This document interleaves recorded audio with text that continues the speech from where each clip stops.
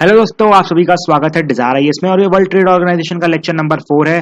शुरू के 3 लेक्चर्स में हमने बहुत सारी इंपॉर्टेंट चीजें डिस्कस की। फॉर एग्जांपल कि गैट का इंट्रोडक्शन कैसे हुआ, फिर गैट में क्या प्रॉब्लम जिसकी वजह से डब्ल्यूटीओ आया, फिर क्या रीजन है जिससे डब्ल्यूटीओ को बनाया गया, क्या क्या इश्यूज हैं फॉर एग्जांपल डेवलप्ड और डेवलपिंग कंट्री में, फिर फ्री ट्रेड अग्रीमेंट में जिससे कि डब्ल्यूटीओ की इंपॉर्टेंस घट रही है, फिर टैरिफ बैरियर क्या है, नॉन टैरिफ बैरियर क्या है, फिर बाद एंटी डंपिंग ड्यूटी क्या है, डंपिंग क्या है, काउंटर वेलिंग ड्यूटी क्या है, एमएफएन क्या है, फिर दोहा राउंड के अंदर जो भी अग्रीमेंट हुए उसके ऊपर हमने चर्चा की। फाइन। सो अभी तक हम बहुत सारी चीजें डिस्कस कर चुके हैं in our last 3 lectures. So I will request you to go back to these lecture, that means to those lecture and watch them. इसके बाद ही आपको ये न्योरबी और ये जो हमारा बाली राउंड है वो समझ में आएगा। अगर आपको दोहा राउंड समझ में नहीं आया और शुरू की जो चीजें थी जो मैंने बताई थी टैरिफ नॉन टैरिफ बैरियर, देखो वो सब मैंने आपको इसलिए बता दी है जस्ट बिकॉज कि अब मैं बार बार इन चीजों को एक्सप्लेन नहीं करूंगा और बार बार अग्रीमेंट में आएगी। सिर्फ मैंने यहाँ पर इसलिए शुरू में ये सारी टर्म्स बता दी थी। ठीक है, तो अगर आपको यहाँ पर प्रॉब्लम होगी तो it will be your responsibility कि आप दोबारा पीछे जाएं और वहां से वो चीजें देखें और फिर दोबारा यहाँ पर कंटिन्यू करें। ठीक है, तो आज हम चालू करेंगे सबसे पहले न्योरबी और बाली राउंड से, और आज का टॉपिक भी सिर्फ न्योरबी और बाली राउंड ही रहेगा। तो सबसे पहले तो आपको मैं राउंड के बारे में बता देता हूँ थोड़ी सी इन्फॉर्मेशन कि देखो मैंने राउंड की लिस्ट इसलिए नहीं दी जस्ट बिकॉज कि आप वो सब रटना चालू कर देते। ठीक है, मतलब वो सब देखना फिर पढ़ना, मतलब हर राउंड में देखने लगते क्या हो रहा था। फिर आप दैट मीन्स अगर थोड़ी बहुत चीज आपको इंपॉर्टेंट मिल जाती किसी राउंड में तो आप समझ लेते कि वो राउंड ही इंपॉर्टेंट है, लेकिन मेजरली 3 ही राउंड इंपॉर्टेंट थे, बाली, दोहा और न्योरबी। ठीक है, इसलिए मैं यही 3 ही राउंड को रखा है। बाकी अगर आपको और राउंड की लिस्ट चाहिए कि कहाँ कहाँ कौन कौन से राउंड है, उसके लिए आप विकीपीडिया में जाके आप लिख सकते हैं डब्ल्यूटी और राउंड्स, और आपको वहां पर जितनी भी लिस्ट है वो मिल जाएगी। Fine. So we will start with Bali round. याद रखना बाली राउंड पहले हुआ था, इसके बाद न्योरबी राउंड हुआ था। ठीक है, और एक और इंपॉर्टेंट चीज, मैं बाली और न्योरबी राउंड को कंबाइन करके क्यों पढ़ा रहा हूँ, उसका एक ही रीजन है, जस्ट बिकॉज कि जो चर्चा बाली राउंड पे की गई, ठीक है, जिन इश्यूज पे बाली राउंड पे चर्चा की गई सेम इश्यूज में न्योरबी राउंड में भी चर्चा की गई। सो फिर सोचा गया कि क्यों, मतलब मैंने सोचा कि क्यों मतलब न्योरबी और बाली को अलग अलग पढ़ाऊं, दोबारा न्योरबी में भी पढ़ाना पड़ेगा, बाली में भी पढ़ाना पड़ेगा, लेकिन दोनों में कुछ कुछ डिसीजन लिए गए। ठीक है, तो for example issues related to food grain में पढ़ा रहा हूँ, तो हो सकता है कि इसमें किसी में बाली में किसी में कोई डिसीजन लिया गया हो तो मैं वहां पर बता दूंगा कि हाँ ये वाला डिसीजन बाली में लिया, और हो सकता है कि फिर न्योरबी में इसमें कहीं पर डिसीजन लिया हो तो बता दूंगा न्योरबी में ये कॉटन वाले में डिसीजन लिया गया। ठीक है, बस यही करूंगा तो, लेकिन वहां पर अलग से मेंशन कर दूंगा मैं। फाइन। तो बाकी लेकिन जो इश्यूज है वो सेम है, आपका जो फोकस होना है वो इश्यूज में होना है। ठीक है, डिसीजन इंप्लीमेंटेशन वो सब चीजें तो आप कहीं से भी निकाल सकते हो, लेकिन इश्यू क्या था उस पर ज्यादा फोकस करना तो मार्क्स अच्छे मिलेंगे। फाइन। तो सबसे पहला जो इश्यू है हमारे सामने फूड ग्रेन इश्यू है। ठीक है, फूड ग्रेन इश्यू के अंदर ये 3 चीजें आती हैं। सबसे पहले हमें पढ़ना है कि एक्सपोर्ट सब्सिडी, मैंने आपको बताया था कि जो डेवलप्ड कंट्रीज रहती है फॉर एग्जांपल अमेरिका, वो अपने फार्मर्स को बहुत सारी एक्सपोर्ट सब्सिडी देता है। फॉर एग्जांपल जो 5 एकड़ वाला याद है आपको लास्ट एग्जांपल, तो 5 एकड़ लैंड था उसमें बोल रहा था कि नहीं तुम आप इसमें मत उगाओ, सिर्फ 5 एकड़ में उगाओ, बाकी 5 एकड़ का लॉस हम आपको दे देंगे। ठीक है, तो एक तरीके की एक्सपोर्ट सब्सिडी थी डेवलप्ड कंट्री के द्वारा। फिर मैं आपको फूड सिक्योरिटी के बारे में बता चुका हूँ, बफर स्टॉक क्रिएट करके हम फूड सिक्योरिटी इंश्योर करते हैं। मैंने आपको एग्रीकल्चर में फूड सिक्योरिटी और बफर स्टॉक के बारे में डिटेल में बताया था, अगर आपको याद ना तो वहां पर देख सकते हैं। अगर आपको अमेरिका वाला एग्जाम्पल याद नहीं आ रहा तो उसके लिए आप हमारा पिछला लेक्चर दे सकते हैं। फिर at the and third issue हम इंपोर्ट ऑफ फूड ग्रेन्स के बारे में भी डिस्कस करेंगे। ठीक है, ये क्या है इशू, इसके बारे में डिस्कस करेंगे। So let's start with the very first issue, that is export subsidy on food grains. ठीक है, मतलब अब डब्ल्यूटीओ क्या चाहता था इस इशू में कि जो एक्सपोर्ट सब्सिडी दी जा रही है उसको बंद की जाए। ठीक है, वो कैसे डब्ल्यूटीओ ने एक्सपोर्ट सब्सिडी बंद करना चालू की, क्या इशू था उसको देखते हैं क्या था वो। ठीक है, तो फिर से एक बार बताता हूं, ये रहा अमेरिका, ये रहा इंडिया अमेरिका का ये जो दैट मीन्स गेहूं आ रहा है उसको रोक रहा है। क्यों रोक रहा है, जस्ट बिकॉज उसने सब्सिडी दी है और उसे सस्ता कर दिया है। ठीक है, इसलिए रोक रहा है। तो ये ट्रेड मैनिपुलेटिव है। ये मैं आपको बार बार इसलिए बताता हूँ कि आपको चीजें रट जाए। मैं नहीं चाहता कि आप बाद में जाके उनको अलग से स्लाइड्स को पढ़ें, रीड मारे। I don't want that. मैं चाहता हूँ यहीं पर रट जाए जो इशू है। दैट मीन्स देखो डिजायर है, इसका सिंपल फोकस है क्वालिटी ऑफ एजुकेशन देना। क्वालिटी एजुकेशन का मतलब होता है कि आपको खुद से ज्यादा एफर्ट ना करना पड़े, जो टीचर है वो ज्यादा एफर्ट करे। तो हम यहाँ पर ज्यादा एफर्ट आपके लिए करते हैं। ठीक है, कि आपको ज्यादा एफर्ट न लगाने पड़े और आपका सिलेक्शन बहुत आराम से हो जाए। ठीक है, इसलिए मैं आपको बार बार बोलता हूँ। तो क्या हुआ यहाँ पर, ट्रेड मैनिपुलेशन हुआ। ट्रेड मैनिपुलेशन हो रहा था, फिर फाइनली डब्ल्यूटीओ ने ऑर्डर दे दिया कि जितनी भी डेवलप्ड कंट्री है उनको इमीडिएटली अपनी जितनी भी एक्सपोर्ट सब्सिडीज हैं उनको जीरो करना पड़ेगा, मतलब बंद करना पड़ेगा। और डेवलपिंग कंट्रीज को 2018 तक का टाइम दिया कि आप दैट मीन्स ये जो जितनी भी एक्सपोर्ट सब्सिडीज हैं, ठीक है, उनको जीरो कर दे। एक्सपोर्ट सब्सिडी का मतलब मैं बता चुका हूं आपको पिछले लेक्चर में, तो दोबारा ना पूछिएगा। ठीक है, कमेंट बॉक्स में। तो ये था डिसीजन डब्ल्यूटीओ का export subsidy on food grains के ऊपर, कैसे डब्ल्यूटीओ एक्सपोर्ट सब्सिडी कम करेगी। देखो अगर एक्सपोर्ट सब्सिडी कम हो गई ना तो इंडिया बोल ही नहीं पाएगा कि हम अमेरिका की चीज नहीं लेंगे। इससे क्या होगा कि फैसिलिटेट हो जाएगा ट्रेड, मतलब रिस्ट्रिक्शन फ्री ट्रेड होना चालू हो जाएगा। तो फाइनली बहुत बड़ा डिसीजन ले लिया डब्ल्यूटीओ ने, फिर भी इसके ऊपर कोई इंप्लीमेंटेशन देखने को नहीं मिल रही है, कोई भी कंट्री रेडी नहीं है। आप भी जानते हैं कि हमारे कुछ जेन्युइन इश्यूज हैं और हो सकता है अमेरिका भी कुछ जेन्युइन इश्यूज हो, ठीक है। फिर दूसरा इशू आता है फूड सिक्योरिटी का, जो मैंने आपको बताया था फूड सिक्योरिटी वाला। तो फूड सिक्योरिटी में क्या किया जाता है कि अब देखो, अब कोई भी कंट्री फूड सिक्योरिटी कैसे इंश्योर करती है। जैसे मैंने आपको एग्रीकल्चर चैप्टर में बताया था कि हमारा जो एफसीआई होता है वो क्या करता है कि फार्मर से दैट मीन्स वो ले लेता है, फूड ग्रेन से ले लेता है, ठीक है। फॉर एग्जाम्पल 100 किलो फार्मर ने फूड ग्रेन लगाया और उसमें से for example government of India ने 50 केजी रख लिया और अपने जो बफर स्टॉक है दैट मीन स्टोरेज फैसिलिटी है वहां पर स्टोर करके रख लिया 50 केजी। अब मान लीजिए कहीं पर अब इंडिया में कोई अकाल पड़ गया, फेमाइन आ गया, ठीक है, तो अब यहाँ पर 50 केजी को बांट दिया जाएगा, तो उसी को हम बोलते हैं फूड सिक्योरिटी इंश्योर कर दी गई, ठीक है। अब क्या बोल रहा है कि डब्ल्यूटीओ बोलता है कि ये जो 50 केजी आपने एक्स्ट्रा रखा वो तो आपको मार्केट में डालना था, क्योंकि अगर ये 50 केजी अगर आप मार्केट में रखते तो हो सकता है ये 50 केजी में से 30-40 केजी भी बिक जाता, लेकिन बिकता तो ना, तो आपने यहाँ पर क्या कि ट्रेड मैनिपुलेट किया। लेकिन सारी कंट्रीज का क्या कहना है कि सर आप जो बोल रहे हैं वो सही है, लेकिन जो हमारे यहाँ लोग मरेंगे उनका खर्चा आप दोगे क्या? सिंपल सी बात है ना, मतलब ये इसमें डेवलप्ड और डेवलपिंग दोनों साथ में है कि सर ये जो हमारा एक्स्ट्रा जो बफर स्टॉक मेंटेन कर रहे हैं हम लोगों के लिए मेंटेन कर रहे हैं, अगर मान लीजिए कुछ हमारे यहाँ ऐसा अकाल आ गया तो उस टाइम पे क्या होगा। अब डब्ल्यूटीओ ये कहना है कि आप मार्केट प्राइस पे ही खरीदो, मतलब डब्ल्यूटीओ दैट मीन्स सर ये डेवलप्ड कंट्री का कॉन्सेप्ट ही बकवास है। कहाँ से मतलब मार्केट प्राइस में खरीदेंगे यार, जब लोगों के पास यहाँ पर जो हमारा 5 रुपए का भी होता है वो खरीदने की हिम्मत नहीं होती, तो लोग 10 रुपए 15 रुपए का कहाँ से खरीदेंगे, ठीक है। तो लेकिन रीजन जेन्युइन था, तो डब्ल्यूटीओ भी थोड़ा बहुत लिबरल हो गया और उसने बोला कि ठीक है चलो आप क्या करो 1980s के लेवल पे जाओ अपने और उसके 10%, ठीक है, उसका जितना आप मेंटेन करते थे उस टाइम पे, मान लो आप 100 रुपए मेंटेन 100 केजी मेंटेन करते थे, उसका 10% निकालो, कितना होगा 10 केजी, तो 10 केजी बफर स्टॉक बनाओ, ठीक है। अब फिर से वही वाला इशू आ गया कि डेवलप्ड कंट्री के लिए तो भैया ये सही है, क्योंकि वो उस टाइम पे वो 200 केजी मेंटेन करते थे, वो लोग अभी 20 केजी मेंटेन कर लेंगे, लेकिन हम तो उस टाइम पे 100 केजी मेंटेन करते थे ना, तो हम तो 10 ही केजी मेंटेन कर पाएंगे। और हमारी पॉपुलेशन के बारे में सोचिए ना भैया, 10 केजी हमारी पॉपुलेशन में कुछ नहीं होने वाला है, मतलब ये 10 केजी एग्जाम्पल है, ठीक है, मतलब सीरियस मत लेना, ये 10 केजी एग्जाम्पल था, ठीक है। तो हमारी पॉपुलेशन का इतने कम में कुछ नहीं हो पाएगा, तो यही सब इशू चल रहा है। तो इसके बाद फाइनली इंडिया ने बोला कि देखो बफर स्टॉक हमसे तो बात ही मत करो, इसके ऊपर इसमें पीस क्लॉज रख दो। बाली राउंड में फिर डिसाइड किया गया, मतलब जो पहला बाली राउंड हुआ था उसमें डिसाइड किया गया कि बफर स्टॉक के ऊपर पीस क्लॉज रख दिया जाएगा। पीस क्लॉज का मतलब क्या होता है? पीस क्लॉज का मतलब होता है कि दैट मींस अगर किसी इशू के ऊपर फॉर एग्जांपल बफर स्टॉक या फूड सिक्योरिटी के ऊपर पीस क्लॉज रख दिया गया, जब तक उसमें इंटरनली कोई डिसीजन ना लिया जाए कि हाँ इस राउंड में सॉल्व हो जाएगा, तब तक उस इशू को आगे किसी भी राउंड में नहीं उठाया जाएगा। तो इंडिया की रिक्वेस्ट में बफर स्टॉक में पीस क्लॉज रख दिया गया और बाकी कंट्रीज भी इसके फेवर में थी, इसलिए पीस क्लॉज को अप्रूव कर दिया गया। तो ये है हमारे बफर स्टॉक वाले का इशू। आप एक्सपोर्ट सब्सिडी वाला समझ गए हैं, इसमें तो डब्ल्यूटीओ ने बोल दिया लेकिन किसी कंट्री ने कुछ भी आगे एक्शन नहीं लिया, आप बफर स्टॉक वाला समझ गए। और फाइनली हम आते हैं I think food grains additional duty, yeah, the last thing left is that additional duty on food grains, ठीक है।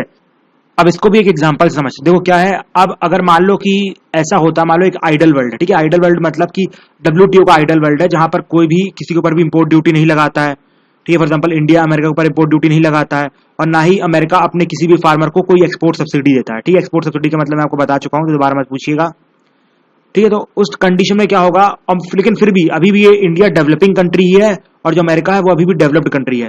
तो आप ये जानते हैं कि अमेरिका अगर अभी भी एक टायर प्रोड्यूस करे तो वो इंडिया से चीप ही होगा, और इंडिया जो टायर अभी प्रोड्यूस करे वो अमेरिका से थोड़ा महंगा ही होगा। क्यों? बिकॉज अमेरिका में अच्छी टेक्नोलॉजीज है, लेबर का कॉस्ट कम है एंड ऑल दीज थिंग्स, जिसकी वजह से क्या होगा, नॉट लेबर का कॉस्ट, मतलब वहां पर टेक्नोलॉजी अच्छी, जिसकी वजह से ऑटोमेटिकली उनका जो टायर निकलेगा वो अच्छा ही और सस्ता निकलेगा, ठीक है, क्वालिटी वाला भी निकलेगा और अच्छा सस्ता निकलेगा। लेकिन इंडिया का जो टायर निकलेगा वो हो सकता है थोड़ा बेकार क्वालिटी का भी हो और थोड़ा महंगा भी होगा, जस्ट बिकॉज हमारे यहाँ टैक्सेस बहुत ज्यादा हैं। और फिर मैंने आपको बताया था ना वो टैक्सेशन वाले चैप्टर में कैसे टैक्सेस को बढ़ाया जा रहा है, उसकी वजह से महंगा ही होगा। तो अगर मान लो अब जो टायर ये हमारे अमेरिका में आए, तो सिंपल सी बात है, अगर वो सस्ता टायर अमेरिका में आएगा तो मतलब कुछ भी प्रॉब्लम नहीं है, ना ही एक्सपोर्ट सब्सिडी है, ना ही कुछ ट्रेड रोका जा रहा है, लेकिन वो इंडिया का दैट मींस डोमेस्टिक मार्केट तो बेकार करेगा ही नहीं, बिकॉज इंडिया के पास इतनी अच्छी टेक्नोलॉजी नहीं है कि अमेरिका जितने अच्छे टायर भी लाए और इतने सस्ते लाए। तो इंडिया का मार्केट तो बेकार होगा अगर अमेरिका के टायर यहाँ पर इंडिया में आएंगे।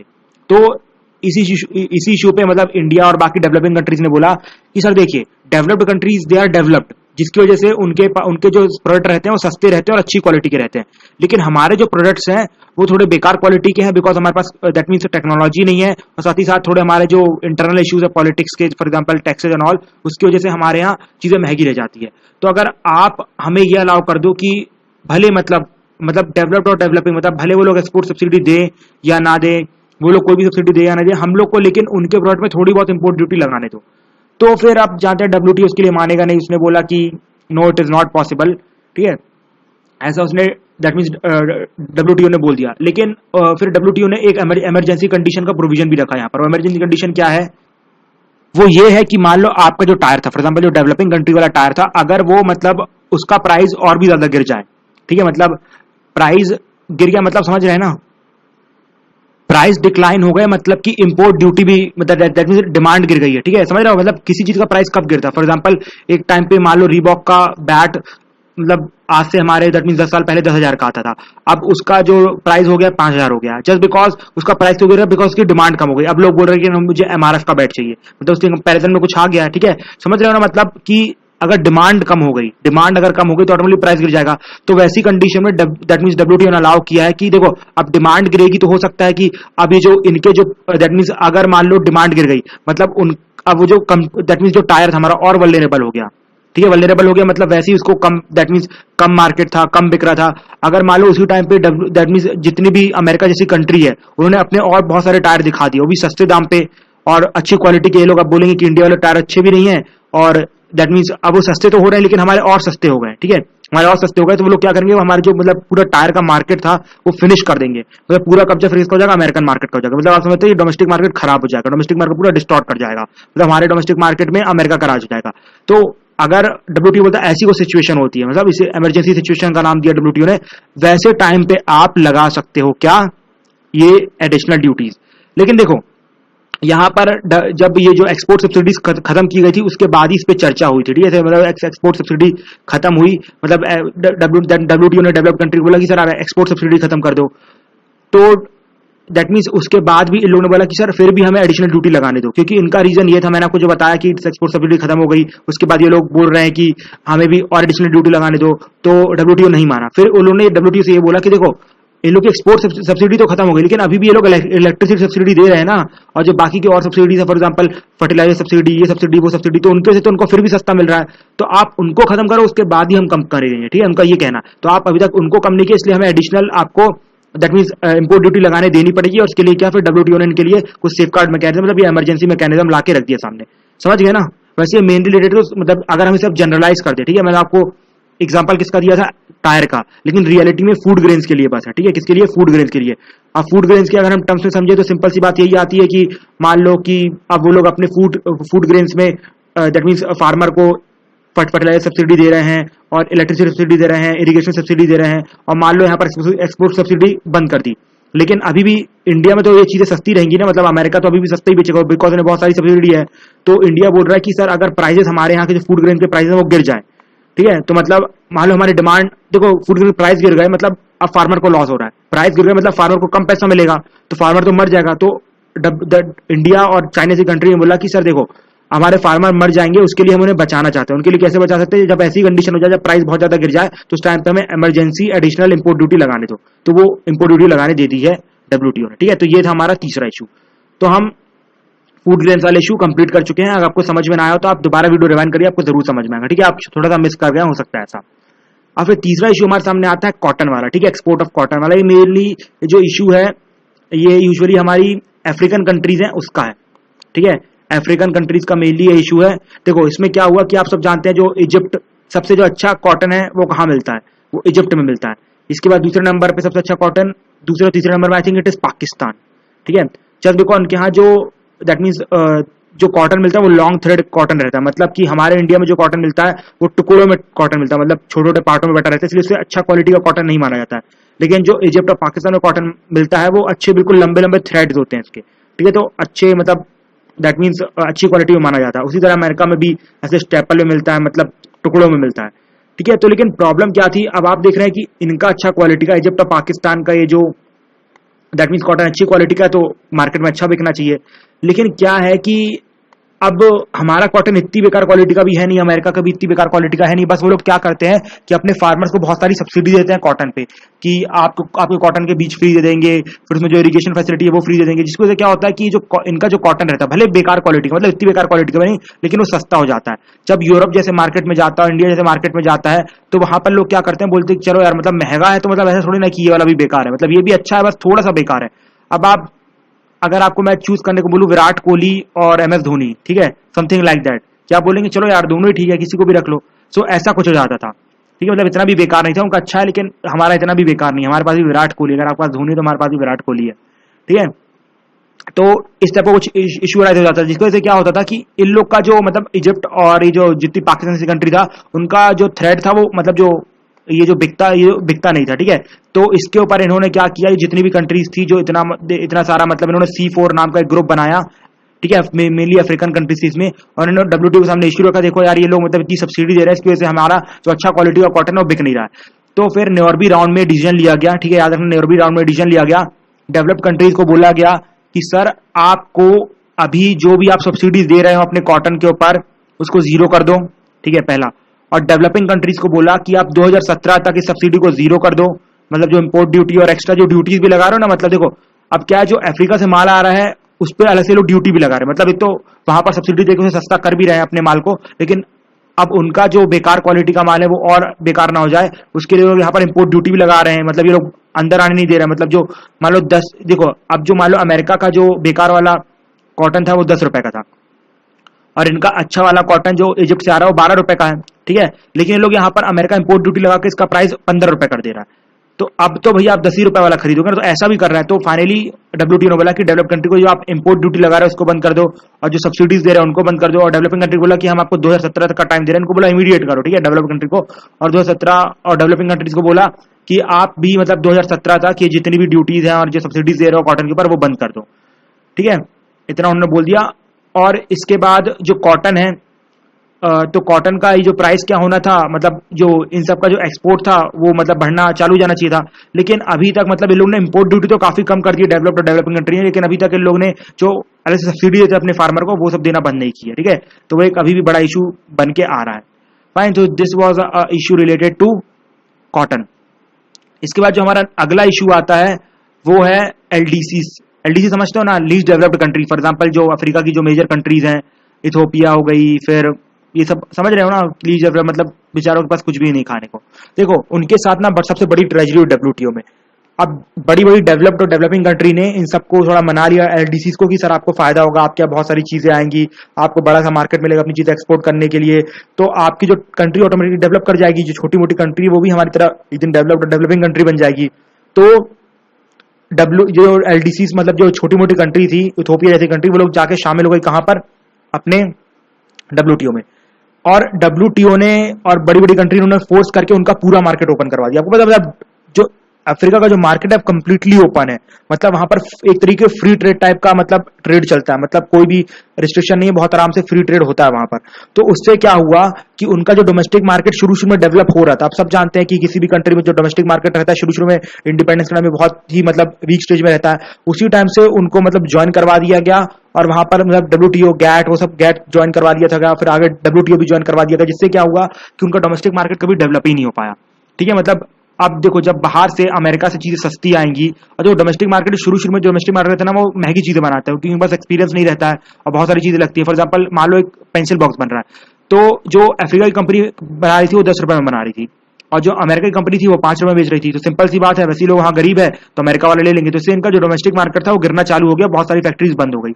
अब जब ऐसा होने लगा तो इस बार लेकिन लीस्ट डेवलप कंट्री भी WTO में आई, उन्होंने बोला कि सर देखो कि आपने बोला था हमें भी मार्केट मिलेगा एक्सपोर्ट करने को, लेकिन आपने तो हमारा डोमेस्टिक मार्केट ही खराब कर दिया, तो हमें एटलीस्ट हम जो हमारा चीजें महंगी हैं उन्हें आप डेवलप्ड कंट्री में सस्ते में बिकवाओ। ठीक है, तो सस्ते में बिकवाने के लिए WTO ने क्या बोला, WTO ने बोला कि अगले 15 साल में जितनी भी मेंबर कंट्रीज हैं, मतलब डेवलप्ड हो डेवलपिंग हो, उन सब को अगले 15 साल में मतलब डेवलपिंग कंट्री से, दैट मींस जो least develop countries for example Ethiopia जैसी कंट्री से जो भी माल आए उनको प्रेफरेंस देनी है, और ऊपर से उनके ऊपर पूरी इंपोर्ट ड्यूटी गिरा देनी है। मतलब अब इथोपिया से जो भी माल आएगा 15 साल बाद किसी भी कंट्री में, उसमें इंपोर्ट ड्यूटी जीरो रहेगी, जिससे कि हो सकता है वो थोड़ा बहुत सस्ता हो जाए वो माल अमेरिका और हमारी इंडिया जैसी कंट्री में, जिससे लोग उसे खरीद लें। ठीक है, तो इसलिए लीस्ट डेवलप कंट्री के लिए भी WTO ने कुछ किया। लेकिन फिर चाइना और भी जो मतलब इंडिया और दैट मीन्स अमेरिका जैसी कंट्रीज थी, उन्होंने बोला कि चाइना तो मैन्युफैक्चरिंग हब है। ठीक है, चाइना जो है वो मैन्युफैक्चरिंग हब है, चाइना क्या करेगा कि इथोपिया में जाके अपनी फैक्ट्री लगा लेगा और वहां से अपना माल बेचना चालू कर देगा। तो ये तो गलत होगा ना, मतलब आप इथोपिया के नाम पे दैट मीन्स चाइनीज माल बेच रहे हो। तो फिर WTO ने बोला अरे टेंशन मत लो, हमने आगे आपने हमारी बात ही नहीं सुनी। डब्ल्यूटीओ ने बोला देखो क्या करना है कि हम उसी प्रोडक्ट को एलडीसी का प्रोडक्ट समझेंगे, मतलब लीस्ट डेवलप कंट्री का प्रोडक्ट समझेंगे, जिसमें 25% की मेहनत, मतलब 25% का पैसा मेहनत ये इथोपिया जैसी मतलब लीस्ट डेवलप कंट्री जैसी का लगा हो। अगर एग्जाम्पल 25% से कम इन लोगों का लगा होगा तो वो किसी और कंट्री का माल माना जाएगा। देखो क्योंकि इतना तो फिक्स है, लीस्ट डेवलप कंट्री कोई भी चीजें अपने दम पे डेवलप नहीं कर सकती। फॉर एग्जांपल अगर उन्हें स्टेशनरी या जूते भी डेवलप करने हैं तो उन्हें मतलब अपनी मतलब जो डेवलपिंग कंट्रीज हैं या कोई डेवलप कंट्री हो उनका फायदा मतलब उनका एडवांटेज लेना ही पड़ेगा, मतलब उनकी जो फैक्ट्रीज है उनसे हेल्प लेनी पड़ेगी। फॉर एग्जांपल वहां से कुछ टायर्स खरीदने पड़ेंगे, कुछ लेसेस खरीदनी पड़ेंगी, ये सब चीजें खरीदनी पड़ेंगी, इसके बाद ही वो लोग शूज या कोई पेंसिल बॉक्स सब बना पाएंगे। तो उन्होंने बोला कि अगर मान लो कोई भी चीज अगर वो इथोपिया से आ रही है और उसमें 25% पैसा इथोपिया वालों का लगा है, लेबर इथोपिया वालों की लगी है, टेक्नोलॉजी इथोपिया वालों की लगी है, तो उसे एलडीसी का प्रोडक्ट कंसिडर किया जाएगा और अगले 15 साल बाद उन्हें आपको import that mean free import duty के अंदर अपने मार्केट के अंदर लेना पड़ेगा, मतलब अपनी कंट्री में लेना पड़ेगा। ठीक है, तो ये किया गया एलडीसी के लिए। तो ये था हमारा न्योरबी और बाली राउंड। आपने देखा कैसे मैंने अलग अलग बताया कि कहां पर न्योरबी में डिसीजन लिया गया, कहां पर बाली में डिसीजन लिया गया। ठीक है, तो this was all complete issue of this आर न्योरबी एंड बाली राउंड। हमने दो राउंड डिस्कस कर लिया, बाली राउंड डिस्कस कर लिया और या न्योरबी बाली राउंड तीनों राउंड डिस्कस हो गए इंपॉर्टेंट। इसके बाद हम आखिरी लेक्चर में मूव करेंगे, that means in the next lecture we will read about TRIPS law. ठीक है, ट्रिप्स लॉ बहुत इंपॉर्टेंट है, बहुत ही छोटा लेक्चर होगा 7 से 8 मिनट का, but that will be very important for your science and tech as well. ठीक है, तो आप वाला लेक्चर जरूर देखिएगा। So rest, good night, thank you very much friends, we will meet in lecture number 5।